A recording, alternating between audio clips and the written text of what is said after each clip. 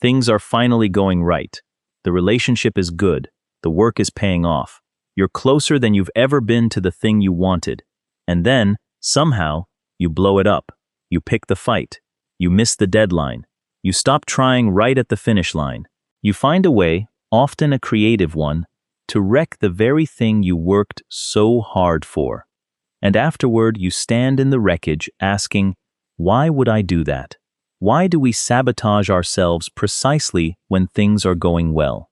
The answer lives in a quiet, uncomfortable truth about how the mind protects itself.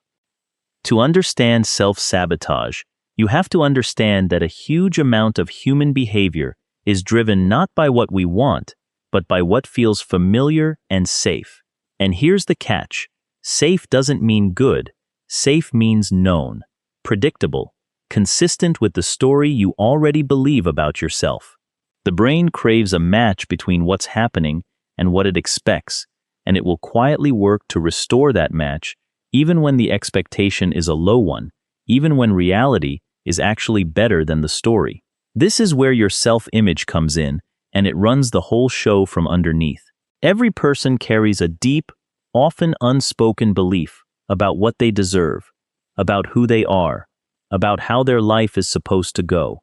And if, somewhere along the way, you absorb the belief that you're not quite good enough, not really lovable, destined for disappointment, then success creates a problem. Success contradicts the story, and the mind hates contradiction. When what's happening clashes with what you believe about yourself, you feel a deep, nameless discomfort, a sense that something is off, that this can't last, that you don't belong here. There's a name for that discomfort: cognitive dissonance, the tension you feel when two things don't line up.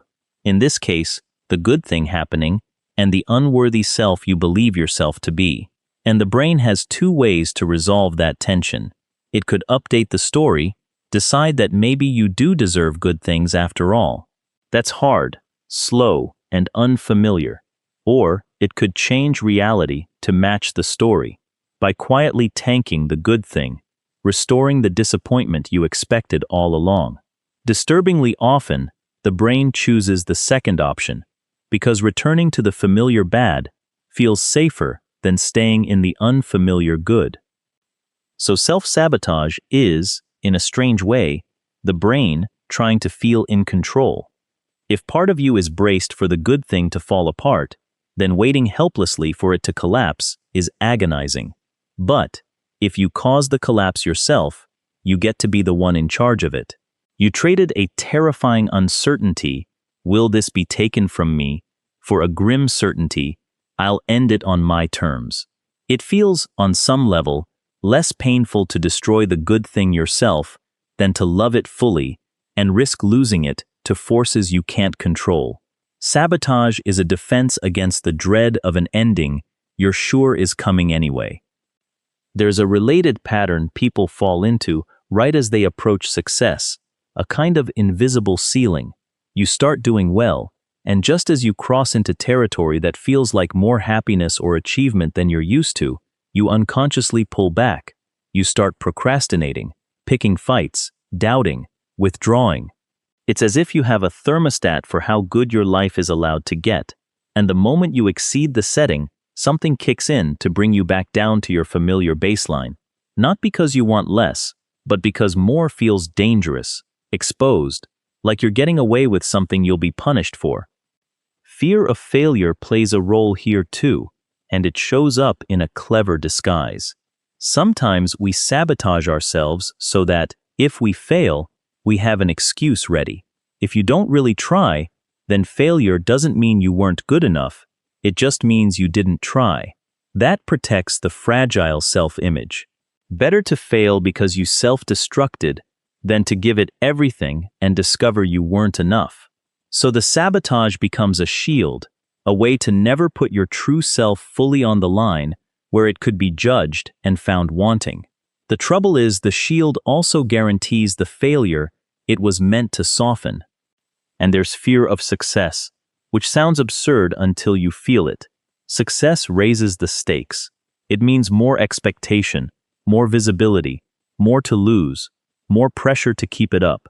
It can mean outgrowing the people around you, changing your identity, stepping into a version of yourself you don't yet know how to be. Some part of you senses all of that and flinches, so you stay small, comfortable, safely beneath your potential, where it's familiar and no one expects too much. The sabotage keeps you in the cramped but known room, rather than the open but uncertain one. So how do you stop wrecking the good things? The first step, as always, is awareness. Because self-sabotage works best in the dark. You have to catch yourself in the act, or just after, and ask the honest question: why am I pulling away right when this is going well? What am I afraid will happen if I let this be good? Naming the pattern strips it of its automatic power. The behavior that ran on autopilot becomes a choice you can finally see, and once you can see it, you can interrupt it. The deeper work is on the story underneath, the belief about what you deserve. Because as long as you secretly believe you're unworthy of the good thing, you'll keep finding ways to prove yourself right. The good news is that belief, however old, is not a fact.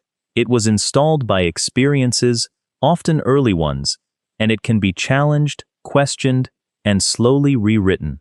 Every time you stay with a good thing instead of destroying it, every time you let yourself receive love or success and survive the discomfort, you teach your brain a new story. This is allowed. I get to keep this. I belong here. The discomfort fades a little each time you refuse to act on it. It also helps to expect the discomfort so it doesn't catch you off guard.